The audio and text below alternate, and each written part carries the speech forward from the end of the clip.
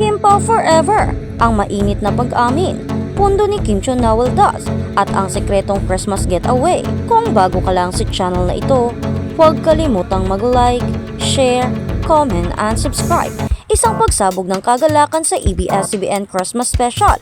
Hindi na matatawaran ang lakas ng atak ng tambalang Kim Cho at Paolo Avellino o mas kilala bilang Kim Pao.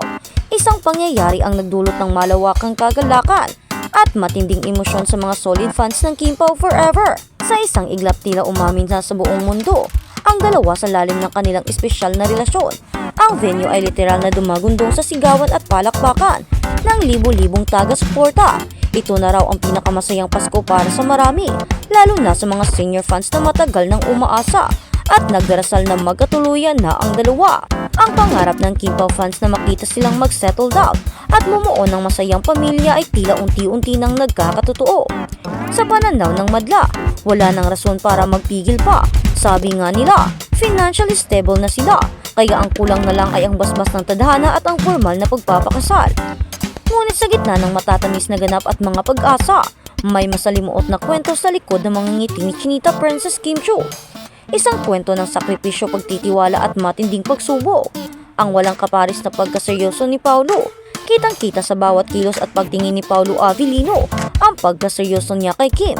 Ang kanyang atensyon ay tila nakatuon lamang sa iisang tao sa kabila ng dagat ng tao na nasa Christmas Special.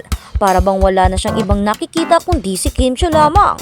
Ang pagbabago sa pag-uugali at career trajectory ni Paolo Avellino ay napansin din ng marami. Isa sa mga matatapang na komento ng fans ang nagsabing, "I guess we're no longer going to see Paolo join any leading man or hard prods anymore, cause it's either a solo prod, a prod with Kim, or nothing at all." Isang matibay na pahayag na nagpapakita ng paniniwala ng publiko sa tindi ng pagmamahal at dedikasyon ni Paolo. Si Kim lang sapat na. Naging trending din ang kanilang performance ng kantang Ikaw Pa Rin Ang Pipiliin Ko, isang linyang bumagay sa kwento ng Kim Pao. Tila mensahe ito ng tadhana na sinarami-rami na pagpipilian.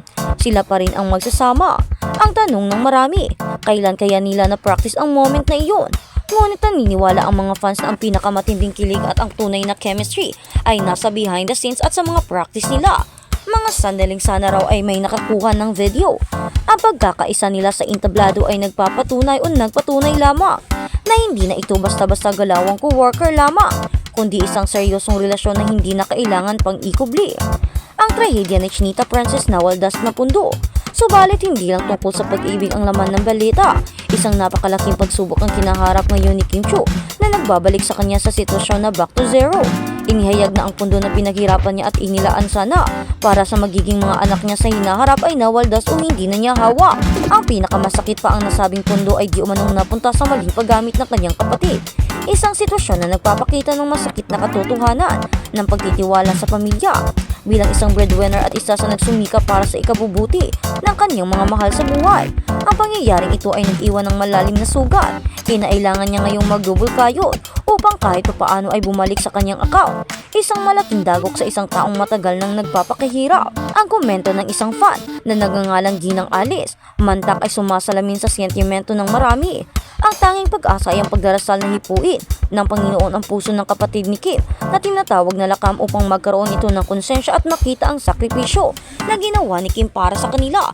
Umaasa silang maliwanagan sila Kam na malaking kamalian ang ginawa sa kapatid na buong-buo ang pagtitiwala. Ang mensahe para kay Chinita Princess ay simple, ngunit makapangyarihan. Kapit lang kay Lord, huwag bibitaw sa gitna ng matinding problema at pananampalataya ang magiging pinakamabisang sandata. Kailangan ni Kim na dumubli ng kayod upang muli niyang mabawi ang kanyang inipon, ngunit sa panahong nito ang pagsubok na nararamdaman niya ang matibay na suporta ng kanyang mga tagahanga at higit sa lahat si Paolo Avellino. Ito ang isa sa pinakamahirap na laban na kanyang kinakaharap, ngunit kasama ang mga dasal at suporta ng publiko, malalampasan niya ito. Ang muntik na madulas at ang sikretong Pasko. Sa kabila ng mga pinagdaraan ng problema, mukhang may munting liwanag at pahinga na naghihintay para sa Kim Pao.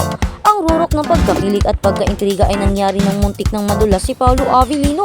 Sa gitna ng isang pagkukwento, bigla na lang nagtanong si Paolo kay Kim, saan ka magpapasko? Isang simpleng tanong ngunit isang napakalaking pasabog. Agad itong pinigilan ni Kim Chiu sa pamamagitan ng pag-iwas at pagsagot ng la. Isang sinyalis na tila ayaw pa niyang ilabas ang detalye ng kanyang pribadong plano. Ngunit huli na ang lahat. Ang tanong ni Paulo ay sapat na upang umandar ang mga imahinasyon at spekulasyon ng Kim Pao fans. Ayon sa mga fans, ang matagal nang napapabalitang pagbabakasyon ng dalawa ngayong Kapaskuhan ay totoo. Ang mga komento ay nagpapahiwatig na sa malamig at tahimik na lugar sila magpapasko. Mayroon pang nagsasabi na nakabook na raw sila. Ang isa pang nakakatuwang komento ay malalaman natin iyan pag sa Pasko walang ayuda si Kim, na ang ibig sabihin kapag nanahimik at hindi nagpost ng anumang ayuda o public service si Kim. Malamang nakasama niya ang kanyang other half sa isang pribadong biyahe. Ito ang tanging palatandaan ayon sa mga Kim Pao fans na sila ay tahimik na nag-enjoy sa kanilang bakasyon. Hindi na rin napigilan ng mga fans na kadyawan si Paulo.